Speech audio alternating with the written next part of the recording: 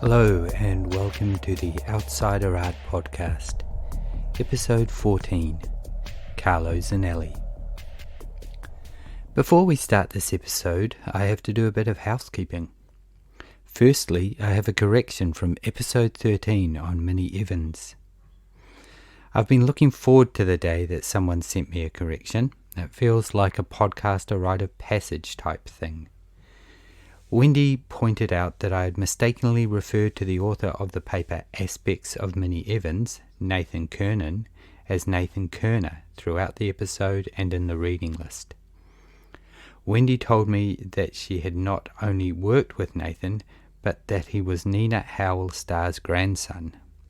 Wendy also mentioned that she was great friends with Nina, so close connections all over the place there and perfectly placed to make a correction.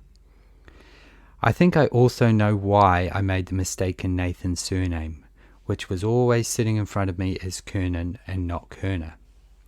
But I believe that my mind got it twisted up with the name Nathan Lerner, Henry Darge's landlord, and from then on my brain just keeps seeing Nathan Kerner rather than Nathan Kernan. Anyway, that's my excuse. Apologies to Nathan for getting his name wrong. I have amended the episode audio, so hopefully any new downloads will have the correct name, and I have adjusted the reading list on the podcast website. And many thanks to Wendy, not only for gently correcting me, but also for her generous support and kind words about the podcast, and also for posting a review of the podcast on Apple Podcasts. I now have 2 reviews, which is exciting. And not only because they are positive and are augmented with 5 stars, which helps, but it's just nice to get some engagement. So thanks to those of you who have reviewed, rated, and sent me messages about the show. I really appreciate it. Secondly, I'd like to thank Francesco at 5 Continents Editions Publishing for helping me out with this episode on Carlo Zinelli by providing me with a copy of their stunning book, Carlo Zinelli, RectoVerso. It not only contains a wealth of information and commentary on Carlo and his work, but it is full of beautiful reproductions from the Collection de l'Art Brut's extensive collection of Carlo's art, as well as some wonderful photographs. I've been salivating over 5 Continents Editions catalogue of books, including many relating to outsider art and art brut, as well as an extensive selection of other art-related titles. You can find them at 5continentseditions.com. That's the word 5 Continents Editions, all one word, .com.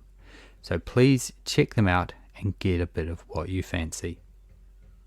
Okay, now that I've done my first proper podcaster opening spiel, it's time to get on with the episode. And it's one that I've been looking forward to doing since I started this podcast. Carlo Zinelli, or just Carlo, as he's often referred to, is one of my all-time favorite artists and one of the first, in inverted commas, outsider artists that caught my eye and got me excited about exploring further and deeper. There's so much that appeals about Carlo's work. The bold silhouettes, the repetition, the color palettes, the horror vacui, the use of signs and symbols, the use of text, and the uncanny eye for composition in a frame filled with disparate elements. Even his use of negative circular space, which can sometimes bring on trypophobias, is not so intense as to be disturbing. I'll call Carlo Zinelli Carlo throughout this podcast, as that is generally how he was known, a nod perhaps to the masters of the time, who were often so ubiquitous that they were referred to by just one name. But more likely he was Carlo due to the tendency to adapt a modicum of privacy for institutionalized patients by either using a nom de plume or a single name instead of identifying them by their birth name. Carlo's story is unfortunately similar to some of the artists we have already spoken about on the Outsider Art podcast, and deals with the effects of traumatic experiences and the consequences of the dysfunctional mental health system that was operating in the mid-20th century. He was born on the 2nd of July 1916 in San Giovanni Lupatotto, which was a small rural town near the Italian city of Verona. Carlo was the sixth of 7 children that his parents Caterina and Alessandra would have. At the time of his birth, Carlo's father, a carpenter by trade, was away fighting in the First World War. In 1918, Carlo's mother died in childbirth, and with the family affected by the economic issues brought on by the war, he only attended school intermittently up till age 9. The schooling of the children of poor families was often interrupted by the need for the children to assist with agricultural work, and Carlo's situation was no different. After leaving school, Carlo worked on a large farm near Palazzina. It is during this time that Carlo's affinity and fondness for animals was born, and this happy time of his life is reflected in some of his later artworks. In 1934, Carlo moved to Verona and lived with his sisters. He found work in the city abattoir and seems to have had a relatively stable life during this period. He developed a passion for music, and the earliest indications of his artistic drive are evident from this time. In 1936, Carlo was called up for military service and moved from Verona to Trento, becoming an infantryman in a battalion of the Alpini, the Italian mountain infantry. He completed his compulsory service during this year. Over the following years, he was recalled to the army several times. His records show that he was disciplined for inappropriate behavior and repeated lateness. Interestingly, and similarly to Martin Ramirez during his early years in the USA, Carlo would send postcards to his family that featured small drawings. In 1939, Carlo was sent to Spain as a volunteer, in inverted commas, to fight on the side of the fascists in the Spanish Civil War. It seems he spent a short time there as a stretcher-bearer, but his records show that he was sent back to Italy after 2 months, suffering from persecution mania and delusional episodes. Up until he left the army in December 1941, Carlo was granted several periods of sick leave and spent time in military hospital. He suffered episodes of aggression and terror. His brother, Raffaello, who was diagnosed with paranoid psychosis, died in 1941. In the book I mentioned at the start of this podcast, Carlo Zinelli, RectoVerso, there's a photo of Carlo, dated circa 1936, when he would have been around 20 years old. He's in a relaxed pose, sitting on a radical carved chair that looks like it was a throne for a South American sun god king. He is holding a little dog on his knee and a cigarette casually in his hand. He looks every bit the man about town, self-assured, smart, and staring straight at the camera. Over the following 10 years, his life would fall apart. Firstly, during his time spent in and out of the army, and then during the years of World War II, as he tried to reintegrate into society in Verona. In RectoVerso, they summarize this time between 1941 and 1947. Quote, Carlo tries to return to civilian life and work. He resumes work at the Verona abattoir, and for a while lives by selling cigarettes on the black market, but his mental state is deteriorating. His delusional episodes, in which traumatic memories of the Spanish Civil War combine with anxiety caused by the current global conflict, cause him to become increasingly isolated. He is hospitalized several times, undergoing electroconvulsive therapy and treatment with insulin. He spends periods living in his father's house with his sisters, who witness his fits of delusion and aggression, occasionally interspersed with periods of lucidity. These years are also marked by a pathological attachment to his dog and interest in music. End quote. The next 10 years of his life were essentially lost to him after his internment in San Giacomo alla Tomba Psychiatric Hospital in Verona in 1947. He was diagnosed with paranoid schizophrenia.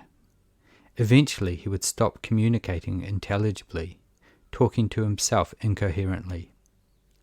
Living in the typically appalling conditions of mid-century mental institutions, he was also subject to fits of rage until he was prescribed a tranquilizer, Largatil, in 1955. Scottish sculptor Michael Noble, who would play a major role in providing an environment for Carlo to realize his artistic talents, describes the conditions in the essay Memories of Carlo in the RectoVerso book. Quote, "It was home to some 1,300 patients, men and women with individual problems of every conceivable variety, most of whom had been forgotten by the outside world. It was not uncommon for entire families to leave their neighborhood out of shame if word got out that one of their relatives had been locked up because they were seen as, quote, mad. The doctors were few in number, often inexperienced, and so badly paid that they had to make ends meet by working as locums and taking on extra work. In general, despite the brave efforts of innovative psychiatrists like Tribucci and Marini, the solution was to knock the patients out with massive doses of Largatil, and put the more agitated ones in a straitjacket if they became too difficult to deal with. Most of the men were dressed in scraps of military uniform." End quote. It was also in 1955 that Carlo began drawing on the walls and in the ground of the small outdoor yard of the hospital. That same year a drawing teacher was hired, and Carlo attended a few lessons, but the formal academic training style caused him to stop. In 1956, the aforementioned Michael Noble married Ida Bolletti, and they settled in a villa on Lake Garda, close to Verona. In 1957, Noble was either introduced to or was an outpatient of Professor Cherubino Tribucci at the San Giacomo Hospital. Tribucci told him about the failed experiment at art therapy they had tried and introduced Noble to Dr. Mario Marini, as Noble wished to try a new approach to engage the patients with artistic expression. This approach was, for the time, far-sighted and a forerunner to the more enlightened art therapy that would develop over the next several decades. Psychiatrist Vittorino Andreoli, who as a young student first met Carlo in 1959 and formed a close, lifelong relationship with him, describes, in an interview with the Museum of Everything, the way Noble ran the studio.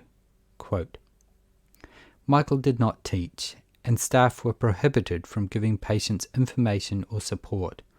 All we could do was provide materials and mix colours." End quote. Noble provided paper, gouache, brushes, charcoal and pencils. The hospital provided a room, and nurse Mario Mengali, who a few weeks later brought Carlo to the studio. Noble describes Carlo's awakening. Quote, "As though this were the moment he had been waiting for, Carlo immediately set out on his extraordinary journey, filling large sheets of paper one after the other with total concentration, occasionally declaiming words in his sonorous voice and a language all his own. He seemed happy and peaceful, aside from very occasional outbursts when he was exasperated by unwanted interruptions that he regarded as interference. As a result, Mengali always made sure that no one disturbed him, and gradually, as though a knot had been untied, Carlo began to allow himself a pause when he would smile, hum, and joke in dialect with Mengali, before turning serious once more and taking up his brush. The studio was open Monday to Friday, 8 till 11:30 a.m. and 1 to 5 p.m, and also on Saturday mornings. Carlo kept a jealous watch over his brushes. No one could touch them, and he used them all down to the last hair. Sometimes when he was inspired to paint on the back of the sheets of paper, Mengali tried to give him 2 sheets lightly glued together, but it was no good. His refusal was polite, but categorical." End quote. Painting on both sides of a sheet of paper is common with Carlo's work, and something he did systematically from 1962 onwards, hence the RectoVerso title of the Five Continents Editions book. A purpose-built atelier, funded by Ida Berletti, was constructed on the grounds of the hospital, and in November 1957 the first exhibition of the San Giacomo artists was held at La Corniche Gallery in Verona. The catalogue for the exhibition, written by Dino Buzzati, is titled They Are Real Artists. The show received positive reviews in newspapers and magazines, but similar to the reviews of Martin Ramirez's work, the nomenclature used to describe the artists was archaic. Nobel even sent out letters to various publications to this effect. Quote, "We've noticed the interest your newspaper has shown in the recent exhibitions in Verona, Milan and Rome presenting the works of people interned in our psychiatric hospital. We should have very much liked to have them read the articles you wrote about them, as we believe that the fact of recognizing the importance of their works increases the curative value of this activity. However, in most cases this was not possible, as the words madmen, crazy, insane, and worse still, nutters, continually appeared in the titles or in the text. You undoubtedly know that modern psychiatry long ago ceased to consider mental patients in this way." End quote. Over the next few years, Nobel and Borletti organized regular excursions for the artist patients, including to their property on Lake Garda and to the studio of their friend ceramicist Pino Castagna. Andreoli, after first meeting Carlo in 1959, became more involved with him, taking him on excursions, including visiting the exhibition Art e Psicoterapia at the Palazzo Forti in Verona, which presented works of art brut, notably those of Alois and Adolf Wolfli. He also began writing about Carlo's work and would eventually complete his doctoral thesis on the same subject in 1964. In 1963, Andreoli travelled to Paris and met with Jean Dubuffet and André Breton.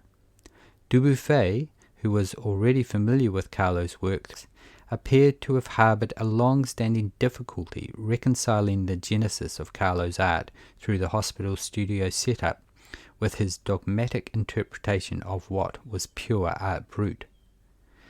In a letter to his contact who had introduced him to Carlo's work, he said, quote, "It would be good for you to explain to Professor Trebucci that we are looking for entirely spontaneous works, which patients have done in secret, with no encouragement.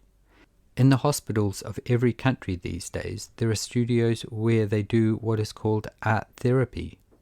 The patients are given paper and colours and invited to do some drawing. This output is of no interest whatsoever to us. What we are looking for are patients who fill notebooks alone and in secret, with small pencil drawings that they hide under the mattress, or make little objects with string and any materials that come to hand, and who are so fascinated by this activity that they go on to spend all their time on it, and this work becomes their reason for living." End quote. However, perhaps with the encouragement of André Breton, Dubuffet agreed to purchase some of Carlo's work for the Compagnie de l'Art Brut collection. He would, despite his misgivings, go on to publish Andreoli's writings on Carlo, add many more works to the collection, and exhibit them. It would seem that ultimately the power of the work overcame the strict application of the art brut dogma. The Collection de l'Art Brut in Lausanne holds 99 pieces of Carlo's, totaling 165 works, taking into account the RectoVerso of many of them. It is estimated that Carlo's body of work includes at least 1,900 paintings and a few sculptures, although I have seen numbers up around 3,000 as well. Carlo continued working throughout the 1960s, and in 1964 Michael Noble left and Andreoli took over managing the studio. In 1969, the San Giacomo Hospital was demolished and Carlo was moved to a hospital in Mazzana, a suburb of Verona.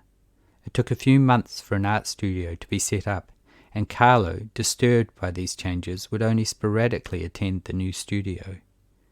His output diminished over the following years. Between 1971 and 1973, Carlo suffered from chronic bronchitis and lived with his brothers.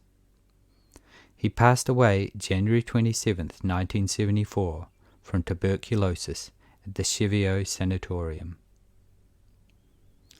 Carlo's work has been exhibited throughout the world. The Fondazione Culturale Carlo Zinelli, which was established in 1997, estimates that nearly 130 events, both monographic and group shows, have featured his work. Daniel Baumann, in an interview with the Museum of Everything, says of his first encounter with Carlo's work, quote, "I was struck by the figures, the colours, the rhythm, the way Zinelli organized his page, how he lined up the same figures again and again, like stamps or words. They seemed like songs, visual poems." End quote. Despite the bold graphic style that he maintained throughout most of his work, and the fact that you can instantly recognize a Carlo painting in much the same way that you can with work by Wolfley, Ramirez, or Daja, he undoubtedly evolved as an artist throughout the years that he was working, as Anik Zanzi in the book RectoVerso explains. Quote, "Carlo's doctor, Andreoli, was the first to effect a systematic analysis of the artist's oeuvre. In the 1960s, Andreoli divided Carlo's output into 3 successive periods according to differences he identified in the subjects, composition, use of colour, and painting style. To these we can add a 4th comprising the last paintings made after Carlo's transfer to Mazzana, another hospital in the Verona region, in 1969. Andreoli notes that the years 1957 to 1960 are characterized by a, quote, calligraphic style, figures, and repeated transparent objects. For 1961 to 1965, he notes, quote, color and the repetition of objects 4 by 4, with periods during which this foursome becomes a rule. While in the 3rd period, 1966 to 1969, he observes, quote, the use of writing as a chosen means of expression. While Carlo's pictures undoubtedly have certain specific characteristics relating to the date they were made, such as the profusion of motifs and their superimposition in the 1st period, and the omnipresence of writing in the 3rd, his work as a whole shows great coherence. While it does evolve and develop, his hand becomes more assured, and from 1966 the use of space becomes more apparent. The world of Carlo's painting generates a sense of overall unity. End quote. There are many repeated motifs and themes throughout Carlo's work, and it is not always easy to drag out meaning from the dense visual information that sits within each of his frames. They are labyrinths of figures, shapes, colours, iconography, letters and words that can be overwhelming. On the surface, with their figurative abundance, they can seem almost abstract and purely decorative, but they certainly had meaning for Carlo, who famously told a critic who inquired as to what his art represented, quote, "If you are not an idiot, look." End quote. They are vibrant narratives full of ideas and stories, vignettes and memories. Admittedly, they are not able to be summed up in a pithy one-liner, or possibly summed up at all in any sort of objective way, but there is meaning and biography and fascination to be found. Maybe not in the way that Carlo envisioned it should be, but this, I think, adds to the enigma of his work. Its appeal is that it is not an easy read, but an evolving one. Multiple viewings are rewarded. As Marta Spagnolello says in her essay Carlo, Words and Signs in the RectoVerso book, quote, Time proves crucial to an understanding of Carlo's work. When we keep our eyes fixed on the paper, he repays us with the pleasure of observation and growing understanding." End quote. For further understanding of his work, I would recommend getting hold of a copy of Carlo Zinelli RectoVerso, as there is considered analysis of his use of forms and motifs, letters and words, as well as short essays looking at a number of individual works in detail. I'd like to finish up with a couple of quotes from Michael Noble. The first is a bit of insider knowledge only those who observed Carlo working day to day could know, and which adds yet another, somewhat ribald layer to the reading of his works. Quote, "But there were things the journalists couldn't see. For example, before being covered by their habitual long black tunics, Carlo's endless figures were shown with an erect penis. Even dear Professor Trebucci may not have known this." End quote. The second quote refers to the excursions that the patients were taken on and relates a scene that I think is a nice way to remember Carlo. Quote, "Usually towards the end of these days out, before they got back on their bus to return to the hospital, we would spend an hour in a tavern with musicians and people we knew in Garda. We would sing and dance. Carlo, who had good taste and a fine voice, would sing old songs from the mountains, remembering all the words, and sometimes gallantly dance a waltz with Ida." End quote. And with that, I'll end this podcast on Carlo Zinelli. As always, I will put up a reading list on the podcast website at shows.acast.com/outsider-art-podcast. And I'd like to again thank 5 Continents Editions for supplying Carlo Zinelli RectoVerso, which has been my main reference source for this podcast. It's a fascinating read, full of wonderful reproductions and photos, and most definitely deserves a place in your library. Go to 5continentseditions.com, that's the word 5, continentseditions.com, to find a copy, and do explore their amazing selection of art books while you're there. If you can, please review, rate, subscribe, and share the podcast. I'd really appreciate it. Follow the Outsider Art Podcast Instagram and Facebook pages. There are links on the podcast website, or just search for Outsider Art Podcast, all one word. Coming up on the next Outsider Art Podcast, I'm going to be looking at Henry Daja. This is going to be a big one, as there is not only a huge amount of material written about Daja in the form of books, essays and dissertations, but there is also a degree of contentiousness to be dissected as well. I'm not going to read in the realms of the unreal, as I might never get onto the podcast proper if I tried to tackle its 15,000 plus pages, but I do think that it is likely that I will have to spread Daja over more than one episode. So join me next time as we trip lightly into the Glendaco-Angelinian war storm with Henry Daja, and thanks so much for listening.